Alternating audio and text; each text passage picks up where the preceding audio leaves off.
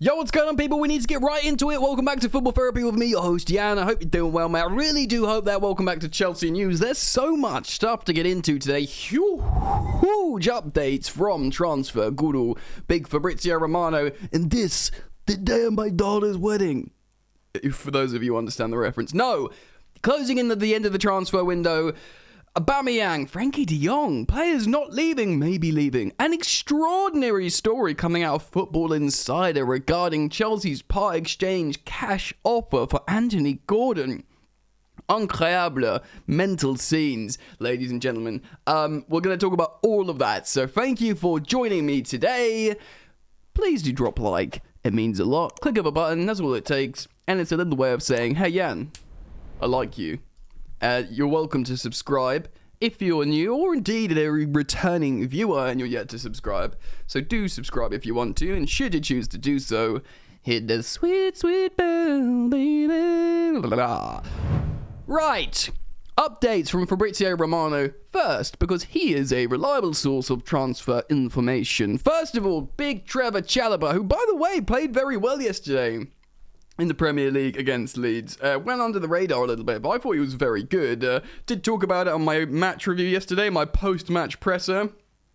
If you're yet to watch that, go check it out. Of course, we love the Stamford Bridge studio here, but it's another scene where I do a post-match press conference and talk about football matches. So do go check it out, and hopefully you enjoyed that series. But Fabrizio Romano tweeting this: Trevor Chalobah will not leave Chelsea after talks with Inter, Milan, AC Milan, and RB Leipzig, big clubs, title contenders, maybe not Leipzig, but, big clubs, over a possible loan deal. Chelsea have blocked the move, and no change is now expected before deadline. Tuchel and Boehly are decided on keeping Chalobah after internal talks, and one would speculate that performance yesterday did him no damage in terms of staying at Chelsea.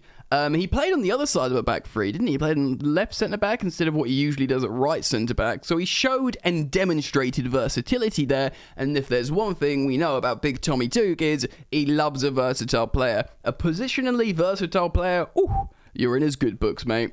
So that's huge. That's great for Trevor Chalobah, and I'm happy about that. I imagine many of you are as well. We're going to need the cover. We will need the cover. Interestingly, conflicting reports here on social media, because Christian Falk, German journalist of Bild, is saying the opposite, that all these clubs are looking at him. But I think he actually published that after Romano's tweet, so clearly he didn't look close enough. Out of the two, I'm going to trust Fabrizio Romano. Let's move on. There's a couple more stories from him before we talk about this crazy Football Insider story. So let's move on and talk about Aubameyang. Still on Fabrizio Romano, of course, reporting for Court Offside. Exclusive. Manchester United inquire about forward, but the transfer prefers Chelsea. Manchester United have inquired about a potential transfer for Barcelona striker Pierre-Emerick Aubameyang, though his preference remains a move to Chelsea. Of course, we did report on this. Gerard Romero, I forget his name, the guy reports in Barcelona and usually have really sound and excellent information, stating about how Aubameyang went to London to complete his move to Chelsea. We know that he's agreed personal terms, so maybe that's what that trip to London represented, but there's no transfer yet. Personally, I think it could have something to do with Marcus Alonso still. But let's read on. The Gabon international's future has been in doubt for some time now, despite making a strong start to life in the new camp after his move from Arsenal back in January. Aubameyang looks like he'd be a fine fit for Manchester United or Chelsea right now, with both clubs in need of more quality and more of a goal threat up front for the season ahead. According to Fabrizio Romano in his exclusive Court Offside column, the Red Devils have asked about Aubameyang, but it seems he'd prefer a move to Stamford Bridge. And let me guess, one, because, let's have it right, Chelsea are better than Manchester United right now. Chelsea have won, I'm not swearing at you, Chelsea have won a lot more trophies than Manchester United recently. And three, Thomas Tuchel is his old coach who he loved and performed really well under. Perhaps unsurprisingly, Romano claims that the 33-year-old wants to play Champions League football for Chelsea of Champions League football. How can I forget that?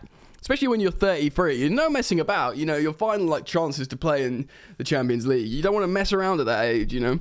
And one imagines that he could hurt United, that he could continue to hurt United in the transfer market this summer. Don't know what that means. As in, rejects them, I suppose. Chelsea fans will surely be hoping it can be done soon, as they're yet to really bring in a replacement of Romelu Lukaku after he returned to Inter. Yeah, but do we need a conventional striker? I think Aubameyang, even though he's a few years older than Lukaku, I think he's a little bit more cloak and dagger and mobile.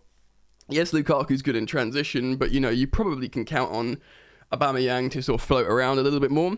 Quote, United have asked about Aubameyang, Romero said, but Aubameyang has an agreement on personal terms with Chelsea and has done for a long time. Oh, that's interesting. He wants to play Champions League football. His priority is Chelsea Football Club. So let's see. The Blues could also include Marcos Alonso in a deal. Ding, ding, ding. Though Barca prefer for it to be discussed separately and they want a straight cash deal for Pierre-Emerick Aubameyang. Abama blood clot Jan. Interesting. I do think it will get done. We sort of both, me and the collective viewer, generally people maintain that when you ask a lot of Chelsea fans, or just even football fans, they'd be like, yeah, they'll probably still get Wesley Fofana done. It does seem like that will get done. And probably Aubameyang. Wesley Fofana is done. He's pretty much announced himself. We've got the here we go anyway from Fabrizio Romano. So generally, that's done. You know, Gary Lineker's talking about our match of the day. He's coming to Chelsea. He seems super gassed about that. I do think Aubameyang will come as well. But there's some more players that I want to talk about. And first of all, the final story regarding Fabrizio Romano today, or reported by Fabrizio Romano, is Frenkie de Jong. Ooh.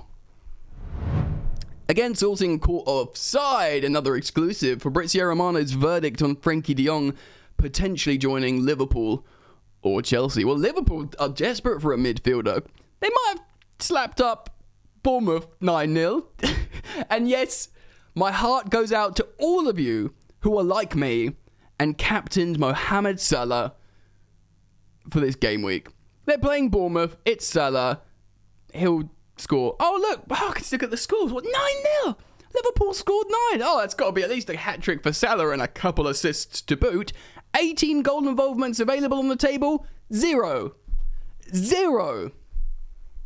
I took Haaland off captain for that. Haaland scored a hat-trick. Oh my god. Anyway, sorry. I mean, there's many of you in the same position as me. Pour one out for us, man. Fabrizio Romano is not aware of any talks going on between Liverpool potentially sealing a transfer for Barcelona midfielder Frenkie de Jong. Liverpool don't often like spending money.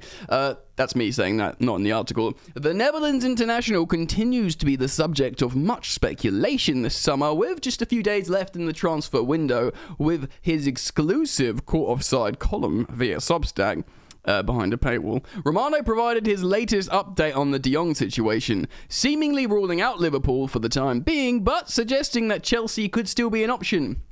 In the next 2 days, wow, the Blues would do well to bring in de Jong as a long-term replacement for Jorginho, but Liverpool have also issues in the midfield for the moment, so their fans may be disappointed to learn, well, they've just won 9-0, you'll be okay, that their quality ball player is seemingly not an option.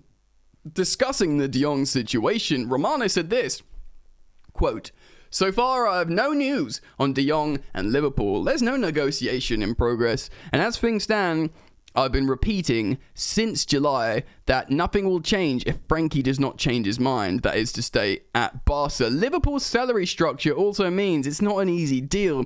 Well, they gave Salah loads and loads of money. Let's see if the player changes his mind. But, here it is. Here's the punchline that we are interested in. But my feeling is that Chelsea are really pushing hard for him, or they're really pushing for him right now. Liverpool and Chelsea will both hope to be serious title challengers this season. But both have made slightly inconsistent starts to the campaign. If we get Wes Fofana, Aubameyang, and Jong, and I mean, Gordon, again, the Gordon paradox, we're going to talk about that in a moment. That would be immense. It would... I am worried, though. Like, what is happening? Where's the planning? Is this all right? Is there method behind the madness? Is there method behind the madness? It's fun, it's chaotic, and Chelsea are often fun and chaotic, usually more chaotic. De Jong's a great player. If he comes to Chelsea, it will be fun. And by all accounts, if Fabrizio Romano, transfer guru, is saying, yeah, Chelsea are pushing hard for him, then I believe we are. But the player has to want to come. You know, if that's it. My feeling is he doesn't want to leave unless his wages are paid, like his deferred wages. Maybe Chelsea would find a way to pay the wages for him, which is just like, I do worry for Chelsea. The new ownership, they do know about financial fair play, so, but they know about it, right? Let's move on and talk about the big brain-bending story. Look, man, this is coming from Football Insider. I saw it on social media. A couple of journalists liked it. So I thought, right, well, I've seen Football Insider before. They're saying this is an exclusive. I guess it could be true. But what we do here on Chelsea News is we react to the headlines, and by golly, this is a headline. Ladies and gentlemen, boys and girls, sources, Chelsea offer £25 million. Oh, that seems fair. Plus 2 stars in new £85 million bid for Everton star Anthony Gordon. Wait, let's dissect that. Pick the bones out of that for a moment. Chelsea have offered Everton 2 stars in sensational £85 million cash plus player bid for Anthony Gordon. So they're not actually paying it. They're trying to give them an offer that they deem that's worth £85 million. The London Giants' latest bid of £25 million plus Armando Broja and Conor Gallagher in exchange for the wide forward demonstrates how far they are willing to go to tie up the deal by next week's transfer cutoff. That is friggin' mental. Look, Conor Gallagher got sent off yesterday, but he started quite well. I know, like, he divides opinion on social media already, but I've seen it. I know I'm not saying Conor Gallagher is going to be the star of Chelsea forever, but he's very good. So's Armando Broja. He's very good. So many people calling for Broja to get a chance as a striker. To offer both those, like, massive talents plus 25 million for Anthony Gordon. God bless Anthony Gordon. I got nothing against him. He's not, I don't want to make some sort of, like, thing against him, because I don't. He's very talented. But this is friggin' mental. The Merseysiders have already rejected multiple cash bids from Chelsea as they ramp up their efforts to lure the 21-year-old. Now Chelsea have offered a new solution with Gallagher, Broja, plus £25 million. The Stamford Bridge pair have valued around 30 million mark, means the deal would be worth an extraordinary 85 million pounds. So they're saying, yeah, Gallagher and Broja are worth 30 million each. Everton are in the market for a pacey striker as well as a central midfielder who could create and score goals. Mate, Everton would do very well out of this. Lampard wants Broja. He gave him his debut at Chelsea. People, lest we forget that. So Lampard knows all about Armando Broja, and he does want him. And if he said, oh, you can have Conor Gallagher, look at what he did in the Premier League last season. Lampard would love that. Oh, yeah, plus 25 million. To add to the 50 million you sold Richarlison for. Mate, that's a sick deal for them. The new offer could work for them as they fear being priced out of the market for new arrivals once they've banked the cash for Gordon. Yeah, like, you make some cash. Like, oh, you've got cash, so therefore you can't get a good deal. We've only got 25 million. We don't have 85 million. We've got these 2 players, but we've only got 25 million if they want to buy someone else, so they won't get taken for a ride. The latest twist demonstrates how far the Londoners are willing to go to get Gordon over the line. Jesus, man. The new ownership regime at Stamford Bridge have been successful in bringing in Mark Cucurella, Raheem Sterling, Khalid Koulibaly, Carney Chukwuemeka, Gabriel Slanina. They've missed loads of people out here. Omari Hutchison, Cesare Cassidy. to Stamford Bridge for a total of 170 million. So they're missing out players there as well. Chelsea are also going through the finishing touches of capturing Wesley Fofana in a deal worth £75 million. Gordon enjoyed a breakthrough season for Everton, scoring 4 goals and providing 3 assists. 7 Premier League goal involvements. The youngster started all 4 Premier League matches this term and scored this weekend. Yeah, he scored a goal, to be fair. Oh my word, this is friggin' mental. Brain-bending shit.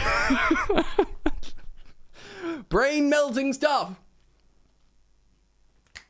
I don't know what to think, except that seemed like a bad deal for Chelsea. Look, again, I know this is like my pull-string recent thing that I keep saying, but I defer to the superior planning knowledge behind the scenes that I don't know about. Maybe Anthony Gordon had some golden somethings that makes him amazing that we are yet to learn about, which means Chelsea simply must capture him at all costs, no matter what. I don't know what the frick it is, but apparently that's the case, ladies and gentlemen. So, whatever. We won against Leicester, a man down. We're going to have Fofana. Things are feeling good. Who knows? Anthony Gordon is the I don't know. What do you think, though? Comment down below. Thank you for joining me. Drop a like. Subscribe if you're new. Should you choose to do so, hit the sweet, sweet bell, baby. Mate, I'm going to tap out here. Peace.